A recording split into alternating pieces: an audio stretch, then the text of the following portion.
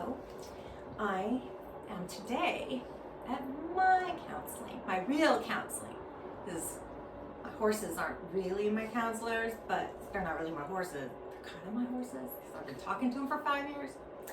Just like these are my fur babies. This one is Sheldon. You better tell me if I get it wrong. Sheldon, Levine, and Parker. And my counselor, Sam, is the very bestest. And I get to come and love on these guys, and they're wonderful. Okay, but for real, I'm here to read a story that came into my mind the other night, and I feel like there's somebody out there that needs to hear it. So I've got to get it out. I had been very emotional and had been praying, and this story just kind of came to me. Like, I saw it play out in my head, and I immediately grabbed a pen and paper and tried to write it out. It took 3 tries. And this hasn't happened to me since I was a teenager. I used to get stories often, and my sister used to swear I'd be a writer. But those stories were usually goofy and fun. And this one's different. So here we go. There lived a kind, humble, and good man that spent his days trying to grow a productive garden. Every season, though, he encountered one struggle after another, and the garden could never produce much to provide for his children. This kind man treated the soil, he kept the weeds out, he planted seeds of many kinds, but the garden still suffered. This good, kind, and godly man took the matter in prayer. He cried out to his great creator God to help him. God did, in fact, have great love for this man and heard his prayers.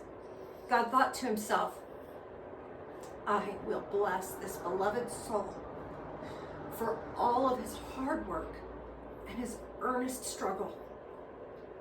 This man has always been so kind and so brave. I will send him my very best and most special seed. So God placed this little seed right on the man's doorstep. That next morning, when this tired and weary but good man was on his knees, praying to know just what to grow in his garden that would be fruitful and provide for his little family, his creator God immediately answered his prayers by giving this man an image in his mind's eye of a beautiful fruit that he had never seen before. And then the man saw the most glorious tree that would grow and be incredibly productive when planted. The fruit that grew on the tree looked especially delicious and was very desirable, but was one that this man had never seen. The humble, sweet, and kind man said, yes, that's exactly what I want. Please, Creator God, please send me that seed to grow that fruit in my garden. He then thought to himself, that seed, it must surely be quite special and not just some ordinary seed. Then as he was getting to his feet, he heard a knock upon the door. This humble, kind, and good man went to answer the door. He opened the door to find a mailman there on his doorstep, looking at something in his hand. The mailman looked up and said, hey, look what was here on your doorstep. This is most unusual. He opened his hand and revealed a tiny and very insignificant looking seed. The humble gardener was surprised. How did that get there? He thought to himself. Then his mailman smiled with the kindest smile the gardener had ever seen, and handed the man the little seed and his mail. The gardener couldn't help but notice this mailman had an unusual way about him and seemed to radiate peace and love as he left. The gardener looked down at this strange seed. It didn't look very promising. It was riddled with cracks and flaws. This seed, he thought to himself, surely is sickly or something. Certainly this isn't going to produce anything useful. And he tossed the seed onto his table as he proceeded to go through his mail. A few days later, while laboring in his garden, the gardener was grumbling to himself a little bit and trying very hard not to get discouraged. He had searched all the previous day at the local markets for this seed to buy to create this amazing tree and beautiful fruit.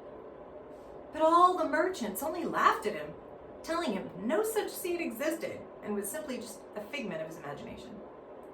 Sadly, the seed did in fact exist, but it lay forgotten in a bin on his table. And God looked on in dismay. God heard this man's prayers day after day and kept trying to inspire the man to see what he'd already been given. God sent rain. God sent out the sun. God even sent helpful insects and birds to help work the soil for him. God did all he could to try to get through to this man. God even gave him dreams in hopes that he would see and know what he had already been given. When the kind, sweet man died, he went to his creator God, so confused. He said, "Oh, great creator God, why did you never answer my prayers and help me find the right seed to buy and plant in my garden? You showed it to me. Why? I worked so hard, didn't I? But nothing produced. Was I not faithful enough? Did I not labor in your vineyard all the day long? I treated the soil, I planted seeds of all kinds, but nothing succeeded and became what you showed me. Why? Please, tell me why and where I went wrong." He was very dismayed, but humble and trying to understand. He struggled to understand why his creator God would promise something so beautiful and amazing and never provide. God smiled sadly at his faithful, kind, and brave servant and said, "What do you mean, my beloved child? I showed you what I was going to help you produce. I sent my own son, the great peacemaker himself, as your mailman to hand you this precious seed. I even provided rain when your soil needed it. I provided the sun when the weather got too cold. I even sent my little birds and my insects to help take some of the load from your back in tilling the soil. But even my most special and promising seed can never grow into the tree of life and will forever remain just a seed if never planted in the soil." The servant fell to his knees in shock. He had forgotten about that tiny, insignificant, and flawed-looking seed. He could never see what incredible potential that lay within something that appeared on the outside to be flawed and unhealthy. He could not see the potential that lay within. I saw it play out. The first time I wrote it out, it didn't, it was kind of there. It took 3 writings. Somebody needs this. And I hope and I pray, especially as I'm fasting and praying today, that whoever needs this sees it and that it can help them. Because there are people out there that need this message. I know I did. I just want to say thank you to the people that have stayed with me and been patient, because I haven't been uploading videos. I've been dealing with a lot of drama. It's not always easy, being an empath and trying to tune out a lot and focus on the positive. But I have been greatly blessed, and I need to say thank you. I asked friends to pray for me this week, and I didn't even tell them why. I just said, I am sad, and I need prayers. And I felt it.